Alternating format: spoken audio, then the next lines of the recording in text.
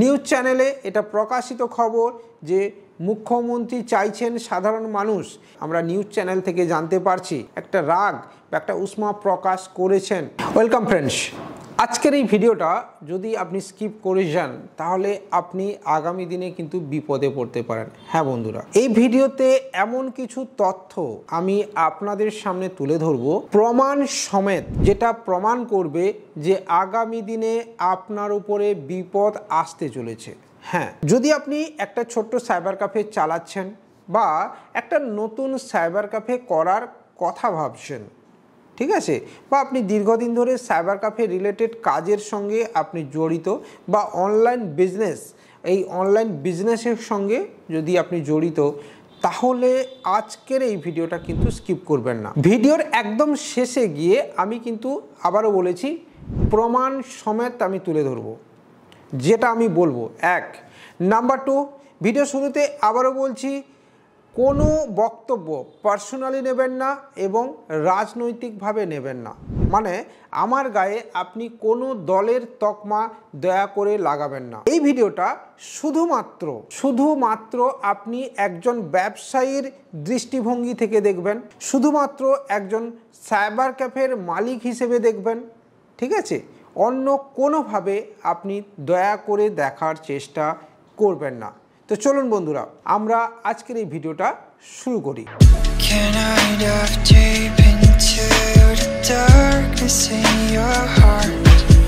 ভিডিওর মূল পর্বে যাওয়ার আগে চারটে ইনফরমেশন আপনাকে শেয়ার করব। যারা আমাদের থেকে পেনশনটা নিয়েছেন বা অন্যান্য ফ্যাসিলিটিস নিয়েছেন তাদের উদ্দেশ্যে একটাই বার্তা, আমাদের MF কোড হলো 78000650। আবারও বলছি, আমাদের মাস্টার ফ্র্যাঞ্চাইজি কোড বা MF কোড হলো 78000650। যারা ডকুমেন্ট পাঠানোর জন্য এই কোডটার প্রয়োজন সেটা আপনাদেরকে বলে দিলাম। নাম্বার 2 হচ্ছে আমাদের ডেসক্রিপশন বক্সে এবং স্ক্রিনে আমাদের টেলিগ্রাম চ্যানেলের লিঙ্ক দেওয়া থাকলো। যদি আপনি টেলিগ্রাম চ্যানেলে প্রবলেম হচ্ছে, মানে আমাদেরকে খুঁজে পেতে আপনার সমস্যা হচ্ছে, সিম্পলি আপনি আপনার টেলিগ্রাম চ্যানেলটাকে ওপেন করুন, মানে আপনার অ্যাপটাকে ওপেন করুন, উইথ কৃষ্ণেন্দু সার্চ করুন।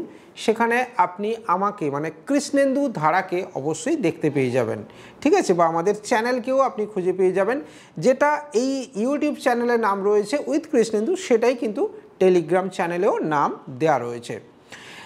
এবং আমাদের social media page, Facebook page এবং ইনস্টাগ্রাম পেজ একটু ফলো করতে ভুলবেন না, কারণ এই পেজে আমরা আপনাদের সঙ্গে সময় কাটানোর ছবি বা ছোট ছোট মুহূর্তগুলোকে এক এক করে শেয়ার করতে থাকবো।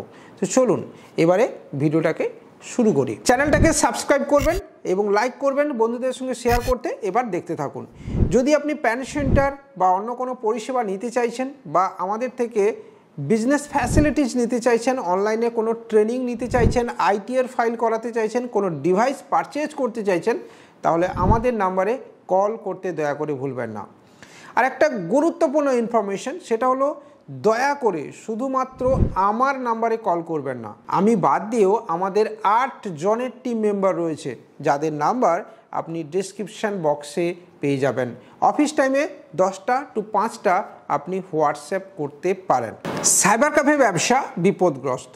যদি আপনি ওয়েস্ট বেঙ্গলের বাসিন্দা হচ্ছেন তাহলে আমি বলবো হ্যাঁ, সাইবার ক্যাফে ব্যবসাতে আপনার কিন্তু সময় খুব একটা ভালো যাবে না। তার কারণ বর্তমান সরকার, দুয়ারে সরকার, বাংলা সহায়তা কেন্দ্র বা বিভিন্ন প্রকল্পের মাধ্যমে সাধারণ মানুষকে পরিষেবা দিতে চাইছে বিনামূল্যে। আপনার কি মনে হয় আমাদের রাজ্যের মাননীয় মুখ্যমন্ত্রী মহোদয়া সাধারণ মানুষের উপকার করছেন আর আমাদের ক্ষতি করছেন? না, আমি কিন্তু এমনটা একেবারেই মনে করি না। কিন্তু যদি আপনি দুটো দিক দেখেন, মানে আলোর নিচে যদি অন্ধকার থাকে, এইভাবে যদি আপনি দেখেন, তাহলে কিন্তু দেখা যাবে যে সাধারণ মানুষের উপকার করতে গিয়ে বা সাধারণ মানুষকে তার প্রতি আকৃষ্ট করতে গিয়ে বা তার দলের প্রতি আকৃষ্ট করতে গিয়ে বা গভর্নমেন্টের যে সুবিধাগুলো সেটা সাধারণ মানুষকে প্রোভাইড করতে গিয়ে আলটিমেটলি যেটা হচ্ছে যে সাইবার ক্যাফে ওনাররা কিন্তু ক্ষতিগ্রস্ত হচ্ছেন। আমি আবারও বলছি, এটা আমি আপনাকে কোনো রাজনৈতিকভাবে বলছি না, আমি আপনাকে ভিডিওর শেষে প্রমাণ দেব, তাই ভিডিওটা পুরো কন্টিনিউ করবেন, ঠিক আছে। আমরা বেশ কিছুদিন ধরেই দেখছি বাংলা সহায়তা কেন্দ্রে মানুষ ইলেকট্রিসিটি বিল দিচ্ছেন, জমি জায়গার রেকর্ডের কাজ করাচ্ছেন, ঠিক আছে। শিক্ষাশ্রী, কন্যাশ্রীর মতো বা সামাজিক যে প্রকল্পগুলো যেটা ওয়েস্ট বেঙ্গল গভর্নমেন্টের মূল হাতিয়ার, সেই প্রকল্পগুলো মানুষ বাংলা সহায়তা কেন্দ্রে গিয়ে সার্ভিস নিচ্ছেন। তবে হ্যাঁ, আবারও বলছি, সব জায়গায় বাংলা সহায়তা কেন্দ্র সমানভাবে কাজ করছে না, বা অফিস টাইমে অনেক মানুষ সময় দিতে পারেন না বাংলা সহায়তা কেন্দ্রে যাওয়ার জন্য, তাই অনেকে সাইবার ক্যাফেতে গিয়ে কাজগুলো করিয়ে নেন। এখানেই রয়েছে সমস্যা। হ্যাঁ, এখানে সরকার বলছেন যে সাধারণ মানুষ কেন যাবেন, এটা আমি একটা কোট আনকোট বলছি নিউজ চ্যানেলকে উদ্ধৃত করে। নবান্নের রিভিউ বৈঠকে কড়া মুখ্যমন্ত্রী, মন্ত্রী সচিবদের কড়া বার্তা মমতা বন্দ্যোপাধ্যায়ের। একাধিক জেলা শাসকের কাজে অসন্তুষ্ট, কমন সার্ভিস সেন্টার নিয়ে অসন্তোষ প্রকাশ। বিকল্প ব্যবস্থা সত্ত্বেও কেন কমন সার্ভিস সেন্টার, বৈঠকে প্রশ্ন তুলে জেলা শাসকদের বার্তা মুখ্যমন্ত্রী। নিউজ চ্যানেলে এটা প্রকাশিত খবর যে মুখ্যমন্ত্রী চাইছেন সাধারণ মানুষ কমন সার্ভিস সেন্টারে না গিয়ে, সাধারণ মানুষ কমন সার্ভিস সেন্টারে না গিয়ে বাংলা সহায়তা কেন্দ্র গিয়ে পরিষেবা নিন। এবং কেন মানুষ সাধারণ কমন সার্ভিস সেন্টারে যাচ্ছেন সেটা নিয়েও তিনি একটা রাগ বা একটা উষ্মা প্রকাশ করেছেন, আমরা নিউজ চ্যানেল থেকে জানতে পারছি। তো তাহলে আপনি এবার বলুন যে আপনি কি মনে করছেন, একজন স্মল বিজনেস ওনার হয়ে আপনি ঠিক কি মনে করছেন আগামী দিনে আপনার এই স্মল বিজনেসটা কি আদৌ টিকে থাকবে, নাকি বাংলা সহায়তা কেন্দ্রের সমস্ত মানুষ পুরোপুরি চলে যাবে, অথবা আপনার দিকে পুরোপুরি ঝুঁকে যাবে, নাকি বাংলা সহায়তা কেন্দ্র সার্ভিস দিতে পারবে না, মুখ থুবড়ে পড়বে ধীরে ধীরে, এবং সাধারণ মানুষ ধীরে ধীরে আবার সাইবার ক্যাফের প্রতি, কমন সার্ভিস সেন্টারের প্রতি আকৃষ্ট হবে? কোনটা হবে? প্রশ্ন আপনার জন্য রইল, কমেন্ট আপনারা করবেন।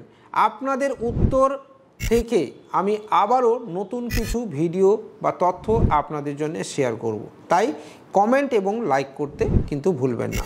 দিনের শেষে আমাদের পাশে থাকবেন, আর ভয় পাবেন না, কাজ করে যান, আপনি কাজ পাবেন।